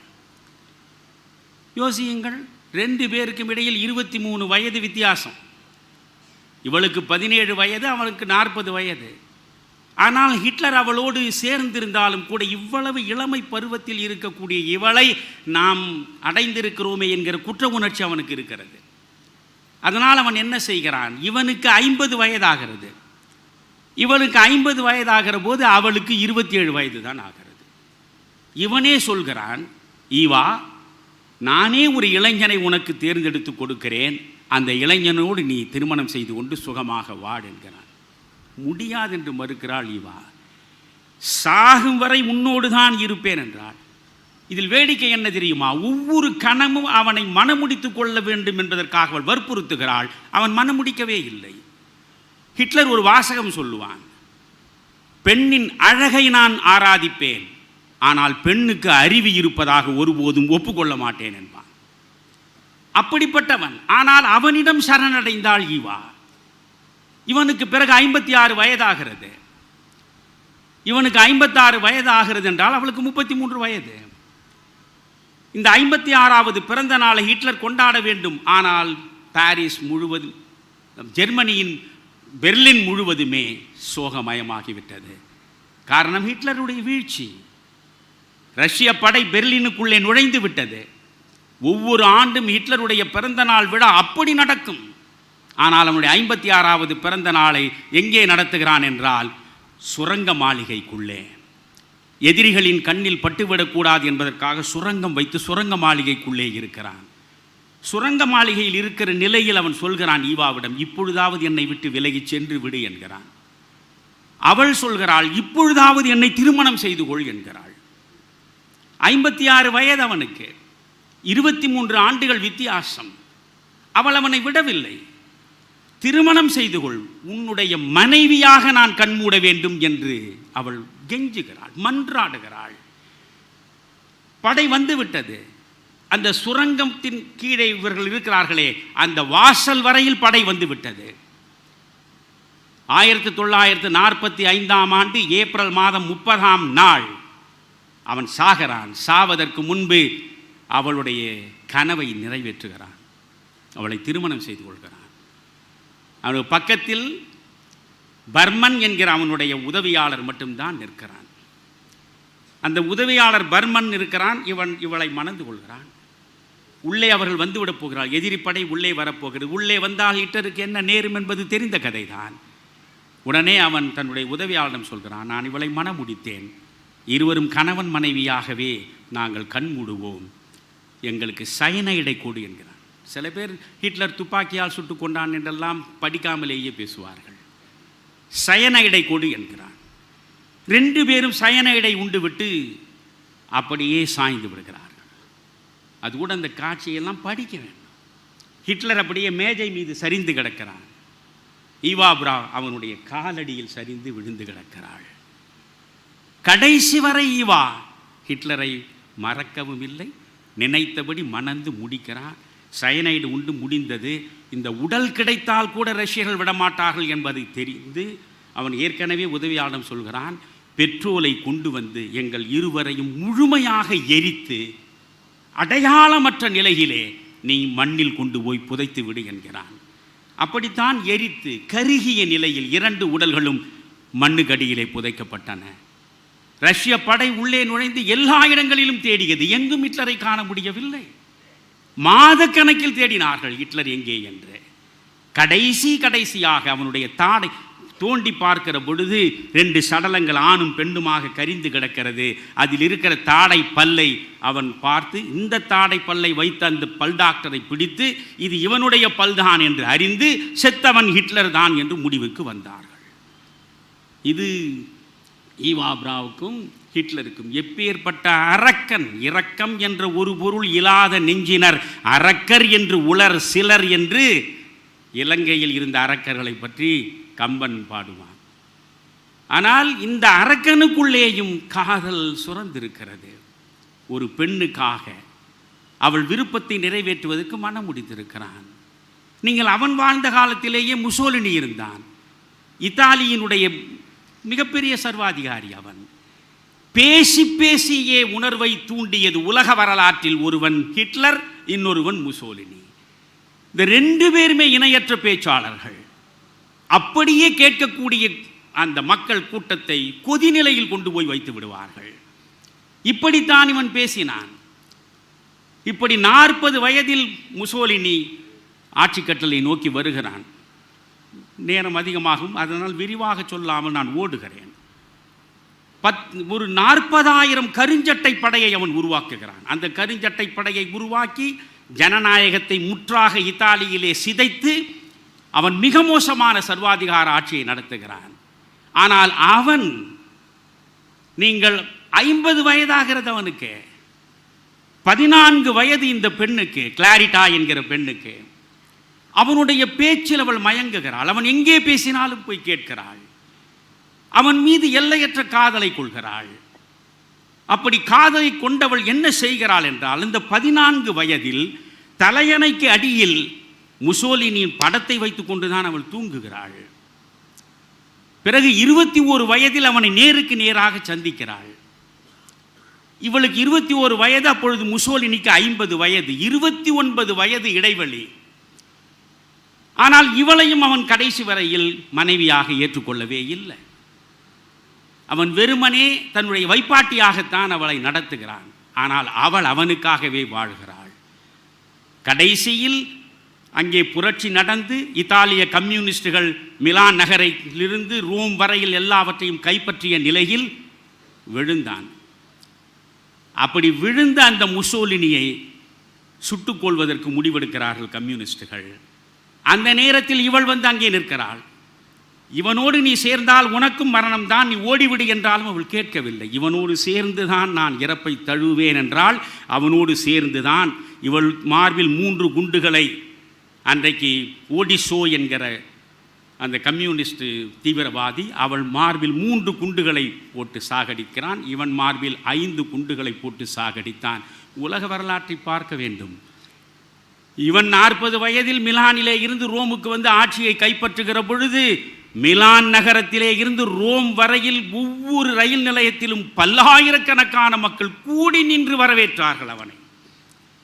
ஆனால் அவன் இப்பொழுது சுட்டு சடலமாக்கி விட்ட பிறகு அந்த ரோமில் இருக்கக்கூடிய அத்தனை பேர் அவனுடைய 2 பேருடைய சடலத்தையும் இழுத்து சிதைத்து எவ்வளவு கேவலமாக ஒரு பிணத்தை அவமதிக்க முடியுமோ அவ்வளவும் செய்து அந்த சடலங்களின் மீது சிறுநீர் பெய்து துடைப்பம் எடுத்து அடித்து அந்த வரலாற்றின் இழிந்த பகுதியை நீங்கள் படித்தால் எந்த மனிதனும் அங்கே நின்று கொண்டிருக்கிறான் என்று வியந்து பார்க்காதீர்கள். அவன் முடிகிற இடம் எதுவாக இருக்கிறது என்பதையும் சேர்ந்து பார்க்கிற போது இவற்றையெல்லாம் வரலாறு சொல்கிறது. எனவே இவையெல்லாம் காதல் அல்ல, பெண் காதலிக்கிறாள். நீங்கள் ஈவா பிரவுன் ஹிட்லர் மீது வைத்த காதல் அளவுக்கு ஹிட்லர் ஈவாவை நேசித்திருப்பானா என்பது சந்தேகம். நீங்கள் முசோலினி அவளை காதலிக்கவே இல்லை, ஆனால் கிளாரிட்டா அவனுக்காகவே வாழ்ந்து சாகிறாள். மாவீரன் பிரெஞ்சு புரட்சியினுடைய விளைவாக வந்த ஐரோப்பியா முழுவதையுமே தன் காலடியில் வைத்து விளையாடிய நெப்போலியனுக்கும் ஜோசஃபைனுக்கும் இருந்த காதலை பற்றி பேச முடியவில்லை. எப்பேற்பட்ட நெப்போலியன்! முடியாது என்கிற வார்த்தையே என் அகராதியில் கிடையாது என்று வெற்றி வீரராக வலம் வந்த அந்த நெப்போலியன் ஜோசஃபைனை காதலிக்கிறான். ஜோசஃபைன் ஏற்கனவே திருமணமானவள், திருமணமாகி 2 குழந்தைகள் பெற்றவள், பிறகு சட்ட ரீதியாக விவாகரத்து பெற்றவள். அவளுடைய கணவன் பிரெஞ்சு புரட்சியின் மூலமாக அலெக்சாண்டர் என்ற அவனுக்கு பெயர், அவன் கில்லட்டினில் தலை வெட்டப்படுகிறான். அவன் கொலையான பிறகு புரட்சி மாறி பிறகு நெப்போலியனுடைய கையில் ஆட்சி அதிகாரம் வருகிறது. அவனை ஜோசஃபைன் வந்து பார்க்கிறாள். 2 குழந்தைகளுக்கு அவள் தாய். இவனை விட 6 வயது மூத்தவள் ஜோசஃபைன், நெப்போலியனை விட 6 வயது மூத்தவள். அவளை 1795 நேரிடையாக பார்க்கிறான். பார்த்த அந்த கணத்திலேயே மனதை பறிகொடுக்கிறான். அவளும் நெப்போலியன் மீது மனதை பறிகொடுக்கிறாள். 1796 அவன் நான் திருமணம் செய்து கொள்கிறேன் என்கிறான். திருமணமும் நடக்கிறது. 1804 அவன் பிரான்சினுடைய சர்வாதிகாரியாக சக்கரவர்த்தியாக பொறுப்பேற்கிறான். அதுவரையில் ஒரு மன்னன் மகுடாபிஷேகம் செய்து கொள்வதென்றால் போப்பாண்டவர் தான் அந்த மகுடத்தை எடுத்து தலையில் வைக்க வேண்டும். போப்பாண்டவரை பக்கத்தில் வைத்துக்கொண்டே நேட்ரடாம் சர்ச் பாரிஸில் இருக்கிறது. நீங்கள் நேட்ரடாம் சர்ச்சில் தான் இந்த திருமணம் நடக்கிறது. போப்பாண்டவரை பக்கத்திலே வைத்துக்கொண்டே அவன் தன்னுடைய வாழ் முனைகால் கிரீடத்தை எடுத்து தலையிலே சுட்டிக் கொள்கிறான். இன்றைக்கு நான் இந்த சக்கரவர்த்தியாக வந்திருப்பது என்னுடைய வீரத்தினால் என்று சொல்லி இவளையும் தன்னுடைய ராணியாக பிரகடனம் செய்கிறான். ஆனால் அதற்கு பிறகு 13 ஆண்டுகள் இருவரும் இணைந்திருந்தாலும் குழந்தை பிறக்கவில்லை. எனவே இவனுக்கு வாரிசு வேண்டும் அரசியலில் ஆட்சிக்காக என்பதற்கு அவன் அவளை விவாகரத்து செய்கிறான். விவாகரத்து நடந்து முடிந்த பிறகும் ஜோசஃபைனை அவன் மறக்கவே இல்லை. அவன் எழுதிய பல்வேறு நூற்றுக்கணக்கான காதல் கடிதங்களை முடிந்த வரையில் நான் வாசித்திருக்கிறேன். எப்பேற்பட்ட அன்பை அவன் ஜோசஃபைன் மீது வைத்திருந்தான். கடைசியில் அவன் எல்பா தீவில் ஒரு முறை கொண்டு போய் சிறை வைக்கப்படுகிறான். அப்படி சிறைக்கு போவதற்கு முன்பு அவளிடம் சொல்கிறான், ஜோசஃபைன், எந்த நிலையிலும் உன்னை இந்த நெப்போலியன் மறவாமல் இருப்பது போலவே நீயும் எந்த நிலையிலும் இந்த நெப்போலியனை மறந்து விடாதே, போகிறேன் என்று தான் சொல்லிவிட்டு போனான். அவன் எல்பா தீவுக்கு போன பிறகு அவள் செத்து விடுகிறாள். பிறகு அவன் மீண்டும் கைது செய்யப்பட்டான். அவன் வரலாறு. அதற்கு பிறகு செயின்ட் ஹெலினா என்ற கண்ணற்ற தீவில் அவனை கொண்டு போய் வைக்கிறார்கள். சீரழிந்த நிலையில் அவன் சாகிறான். சாகிற பொழுது கடைசியாக 3 வார்த்தைகளை மட்டும்தான் அவன் உதடுகள் உச்சரிக்கின்றன. ஒன்று பிரான்ஸ், இன்னொன்று தி ஆர்மி, மூன்றாவது ஜோசஃபைன். அவன் கடைசியாக மூச்சு விடுகிற பொழுது உச்சரித்த கடைசி சொல் ஜோசஃபைன். ஆனால் அந்த ஜோசஃபைன் ஏற்கனவே ஒருவனுக்கு மனைவியானவள், குழந்தைகளை பெற்றவள். ஜோசஃபைனுக்காக இவன் உருகினான். இவன் உருகிய அளவுக்கு ஜோசஃபைன் உருகினாளா என்பது சந்தேகம். இருந்தாலும் இந்த வரலாற்றில் பார்க்கிற பொழுது சாம்ராஜ்யங்கள் சரிந்து விழுந்திருக்கின்றன. சர்வாதிகாரிகள் தடம் புரண்டு விழுந்திருக்கிறார்கள். ஆட்சி முழுவதும் இழந்திருக்கிறார்கள். ஏன் அவ்வளவு தூரம் போக வேண்டும்? எட்வர்ட் 8 எடுத்துக்கொள்ளுங்கள். இப்பொழுது 1936 யாராவது செய்வீர்களா? 5ஆம் ஜார்ஜ் அவன் மரணம் அடைந்த பிறகு அவனுடைய மகன் எட்வர்ட் 8 அவன் ஆட்சிக்கு வருகிறான். 1936 ஜனவரி மாதம் அவன் பிரிட்டிஷ் பேரரசினுடைய அரசனாகிறான். பிரிட்டிஷ் பேரரசு என்றால் என்ன? இந்த இந்தியா உட்பட உலகத்தின் பெரும் பகுதி எல்லாமே. ஆனால் அப்படி எல்லாவற்றையும் ஆளக்கூடிய அந்த அரச பீடத்திலிருந்து ஒரு பெண்ணின் காதலுக்காக துச்சமாக தூக்கி எறிந்து விட்டு வந்தான். மிக துச்சமாக தூக்கி எறிந்தான். ஆனால் அப்படி தூக்கி எறிந்து எந்த பெண்ணுக்காக வந்தானா? அவள் அமெரிக்க பெண்மணி. அவள் ஏற்கனவே 2 முறை விவாகரத்து செய்தவள். 2 முறை விவாகரத்து செய்த அந்த அமெரிக்க பெண்மணிக்காக இவன் அரசையே துறந்து விட்டு அவளை கரம் பிடித்தான். இவையெல்லாம் இந்த வரலாறுகளை எல்லாம் பார்க்கிற பொழுது இங்கே உடல் சார்ந்த புணர்ச்சி என்பது கூடுதலாகவும் உள்ளம் சார்ந்த புணர்ச்சி என்பது குறைவாகவும் தான் இருக்கின்றன. ஆனால் தமிழ் காதல் என்பது முழுக்க முழுக்க உள்ளம் சார்ந்தது. இம்மை மாறி மறுமை ஆயினும் நீயாகியர் என் கணவனை, யானாகியர் நின் நெஞ்சு நேர்பவளே. இந்த பிறவியோடு முடிவதல்ல நம்முடைய இல்லற வாழ்க்கை. கணவன் மனைவி என்ற உறவு இம்மை மாறி மறுமை ஆகினும் நீ ஆகியர் என் கணவன், யானாகியர் நீ நெஞ்சு நேர்பவள். அதுக்குள்ளே போனால் நிறைய விளக்கம் சொல்ல வேண்டி இருக்கும். அதனால் இங்கே இருக்கிற காதல் நிலத்தினும் பெரிது.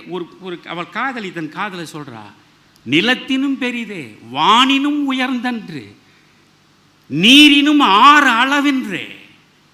நிலத்தை விட பெரியதடா என் காதல், வானத்தை விட உயர்ந்ததடா என் காதல், கடலை விட ஆழமானதடா என் காதல் என்று ஒருவனுக்காக ஒருத்தியும் ஒருத்திக்காக ஒருவனும் இதயம் முழுவதும் இணைந்தும் பிணைந்தும் வாழக்கூடிய அந்த அன்பு நிலைக்கு பெயர்தான் தமிழன் காட்டிய காதல். நன்றி, வணக்கம்.